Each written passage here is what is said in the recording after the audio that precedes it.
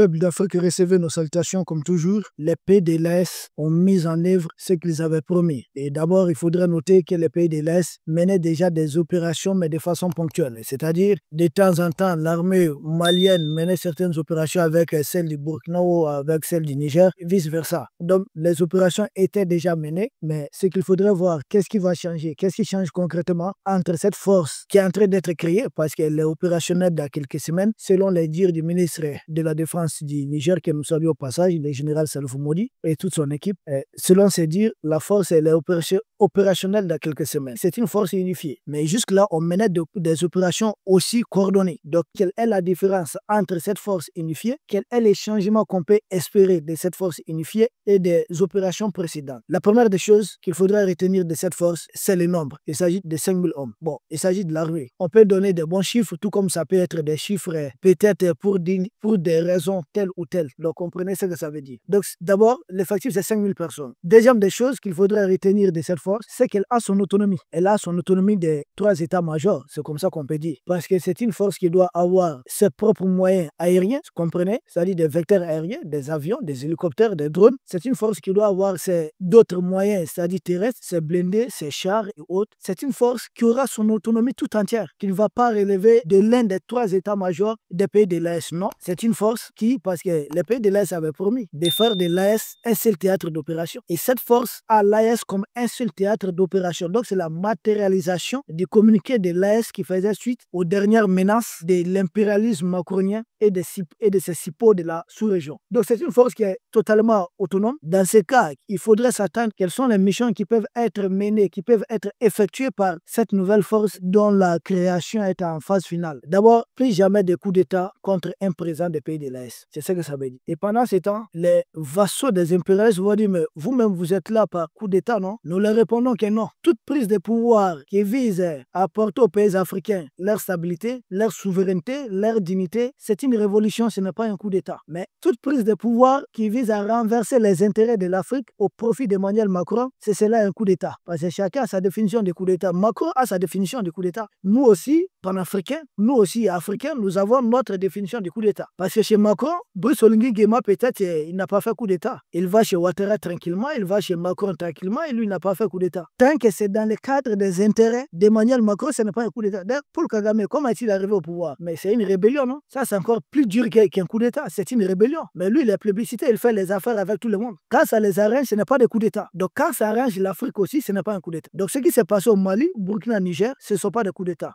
Ce que veut faire maintenant Macron, c'est ce qu'on appelle un coup d'État. Et là, cette force de 5000 hommes va contrer cela. C'est une force autonome. Vous tentez quelque chose avec un camp militaire, avec je ne sais pas combien, un bataillon, 800, 1200 hommes. Tout de suite, cette force qui a son volet aérien, qui a son volet, c'est des forces spéciales, va vous atterrir dessus. Donc, plus jamais leur tentative de déstabilisation, si cette force est réellement opérationnelle dans quelques semaines, si elle fonctionne telle décrite sur le papier, toute personne qui tente quoi que ce soit contre les dirigeants de l'AES est traitée comme terroriste par ces forces. Parce que c'est une force qui est créée pour lutter contre le terrorisme. Celui qui veut renverser la dignité des peuples d'Afrique, mais il est plus qu'un terroriste. Celui qui veut renverser la souveraineté des pays africains et nous vassaliser à Emmanuel Macron, mais il est plus que terroriste. Donc il sera pris en charge par cette force de 5000 hommes. Quelle autre mission? Cette force aura la liberté de traquer des chefs de terroristes, vont essayer de mettre pied dans l'espace AES partout. Et d'ailleurs, cette force a son propre service de renseignement. C'est ce qui doit surtout faire peur aux vassaux qui veulent s'attaquer au pays de l'AES. Parce que cette force a son propre service de renseignement. Il s'agit de renseignement des militaires. Elle sait où opérer, quand opérer et comment opérer. 5000 hommes même, c'est un débit. On va très rapidement augmenter les nombres. Et c'est une force qui a été créée. Dites-vous, on dit c'est pour lutter contre les terroristes, mais c'est pour lutter contre les sponsors des terroristes. S'il y a des pays qui ont appris, ou avec Emmanuel Macron, des dirigeants avec Emmanuel Macron, qui acceptent de laisser leur pays être utilisé pour déstabiliser les pays de l'Est, peut-être cette force aussi aura la capacité de former des gens qui iront traquer ces chiens méchants depuis leur lieu de départ. C'est possible, comprenez ce que je suis en train de dire. Nul n'a le monopole de dresser seul des chiens. Que vous soyez au Japon, en Chine, en France, en Allemagne, aux États-Unis, partout vous allez trouver des gens qui savent dresser des chiens. Donc si Macron sait dresser des chiens, si Tebboune sait en faire, peut-être que dans les pays de l'Est aussi, Il y a dorénavant des spécialistes qui vont dresser des chiens. Et si vous envoyez votre chien me mordre, le mien aussi peut faire la même chose chez vous. Si on est fâché, chacun doit tout simplement attacher son chien méchant chez lui. Ce n'est pas compliqué. Peuple d'Afrique, cette force, c'est la raison d'être, c'est même l'essence de l'AES. Ce qui est une réponse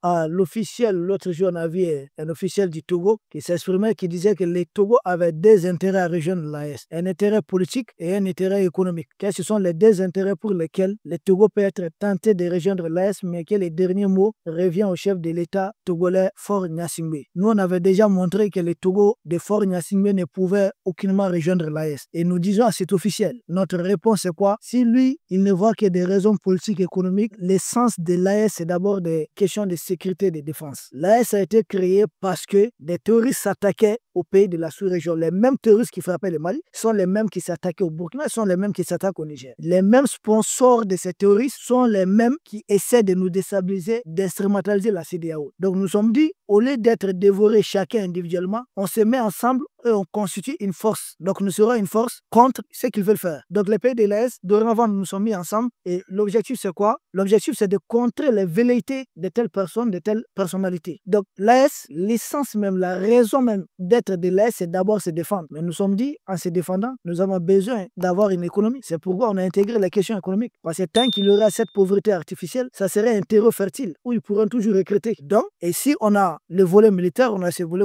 nous sommes obligés bien sûr d'avoir notre propre diplomatie à nous. C'est de cela qu'il est question. Donc l'essence même de l'AES, c'est le volet militaire. Donc c'est d'abord se défendre. Nous avons jugé nécessaire, au lieu de les laisser finir avec le Niger, nous s'attaquer au Mali ou bien au Burkina, tour à tour, on se défend ensemble. Il y a un proverbe qui dit, l'union c'est des troupeaux oblige les lieux à dormir avec la faim. Donc tant que l'AES est ensemble, ils ne peuvent rien. Or, quand nous cherchons à nous débarrasser d'Emmanuel Macron militairement, ou nous parler des questions politiques, parce que ouais, les pays de l'AES sont souverainistes, vous aussi vous voulez votre souveraineté. Et il y a quelle souveraineté en gardant les accords bidons des traités coloniaux signés avec la junte macronienne? Il y a quelle souveraineté dans ça? Nous sommes en train de déchirer tous ces accords. Vous les gardez puis vous voulez être... Non, c'est pas possible. Vous nous parlez des trucs économiques, on va aller vers le port de Lomé, c'est bien. Mais en échange, nous nous sommes engagés contre les terroristes. Aucun mot. Non, nous, on n'est pas dans ça. Et puis Faure et nos présidents n'ont pas la même odeur de sainteté. Lui, pour venir au pouvoir, c'est la CEDEAO, c'est Jacques Chirac. Nous prions pour les plus de 2000 martyrs togolais. Donc lui, aujourd'hui, il n'est pas apte à rejoindre l'AES. Donc ça, c'était une question qu'on balaye d'un revers de main. Donc cette force de l'AES va traquer les terroristes partout. Et d'ailleurs, ça va nous aider à mettre fin à des mises en scène. Parce que cette force, peut-être, pourra communiquer pour dire qu'il n'y a jamais eu un otage espagnol qui s'est retrouvé en territoire malien, en territoire AES. Ce n'est pas vrai. Ça n'a jamais eu lieu, ça n'a jamais existé. C'est une mise en scène juste pour légitimer un groupe terroriste FLA, comme ils ont légitimé Djoulani, juste pour dire qu'officiellement, ils veulent reconnaître ces groupes terroristes qui veulent financer ces groupes terroristes contre les forces de l'AES. Faire de ces groupes une tête de pont, tel le débarquement de la baie de Cochon contre les régimes, contre le pouvoir, excusez-nous du terme, le pouvoir, le gouvernement du leader Fidel Castro. C'était aussi, on disait des exilés cubains, mais ils étaient assistés de certains agents américains. Les 8 avions qui ont servi dans l'opération, qu'on appelle des avions, à l'époque des avions B-26, c'était des avions américains, mais peints en drapeau cubain. On a fait croire que c'était des Cubains qui attaquaient. Or, c'était des agents américains qui les avaient formés, qui les avaient accompagnés. Et d'ailleurs, certains d'entre eux ont perdu la vie. La même chose, on fait croire à un groupe FLA, mais c'est une alliance otano-algérienne contre les pays de l'AES. C'est pourquoi je dis, la question algérienne doit toujours être traitée par l'ensemble des pays de l'AES. Ce n'est pas une question qu'il faudrait prendre à la légère. Peuple d'Afrique, c'est de cela qu'il est question. Pendant ce temps, on nous fait croire que l'Algérie est devenue sainte, que l'État algérien est tranquille. L'État algérien n'a pas de problème contre le Mali. L'État algérien se bat contre la France à cause du Mali. J'ai dit, mais attendez, on rêve debout ou quoi? Nous sommes les Maliens. Nous connaissons mieux que quiconque qui nous attaque. Nous savons qui et qui sont derrière les attaques contre le Mali. Nous avons des leçons à recevoir de personnes pour cela. C'est une analyse erronée, totalement dépassée. Qui nous a attaqué à Tenza? À Tenzawaten, c'était qui? Où ont été amenés les dépits de ces terroristes? C'est en Alger. Où les blessés terroristes ont été soignés? C'est Alger, c'est pas en France. D'où est-ce qu'il était lancé des drones que les terroristes ont utilisés contre les forces de défense du Mali? C'était à partir du territoire algérien, c'était pas à partir du territoire français. Ça, c'est une drôle façon de nous aimer. l'ennemi. Donc nous savons ce qui se passe. Nous savons où se trouve le problème. Nous savons qui sont derrière ces attaques contre le Mali. Dieu merci, cette force unifiée de l'AS est à ce débit. Pour le moment, c'est 5 000 hommes. Nous allons augmenter ça jusqu'à 30 000 hommes s'il le faut. Nous allons finir par fondre l'ensemble des armées de l'AS dans cette force. Il n'y aura qu'une seule armée pour défendre l'ensemble des pays de l'AS, l'ensemble de l'espace AS. Pour le moment, c'est 5 000 hommes. Ça serait l'armée de l'AS. Il n'y aurait pas question de l'armée malienne, burkinabé ou bien nigérienne. Nous allons tout simplement créer des polices, une force de police, peut-être un peu plus de gendarmerie qui doivent constituer des forces locales pour l'État du Mali, l'État du Niger, l'État du Burkina, quand nous irons dans un État fédéral. Et c'est bien. Nous avons apprécié un des commentateurs qui a d'ailleurs apporté une touche très importante que nous avons bien exploitée, car il nous dit, pour que l'AS s'ouvre, il faut les deux conditions. Nous partageons entièrement les deux conditions. C'est d'abord avoir notre monnaie, faire de l'AS un espace monétaire. En ce moment, pour adhérer, il faudrait quitter votre monnaie. Si vous êtes dans les CFA, vous quittez les CFA. Donc, porter un coup fatal à la junte macronienne. Pour adhérer à l'AS, il faudrait que l'AS soit d'abord un État fédéral. En ce moment, quand vous adhérez à l'AS, vous adhérez à l'AS en tant que quatrième État fédéral de l'AS. Mais vous ne venez pas en tant qu'un pays avec un droit de veto puissant pour bloquer le fonctionnement interne de l'AS. Ça ne va pas fonctionner. On ne va pas laisser faire. Donc, pour adhérer à l'AS, c'est très tôt. L'AS, ça doit être d'abord un espace monétaire, donc une zone monétaire. L'AS doit être un État fédéral avec une seule armée. Il y aura l'État du Burkina, l'État du Mali, l'État du Niger. Mais il y aurait un État fédéral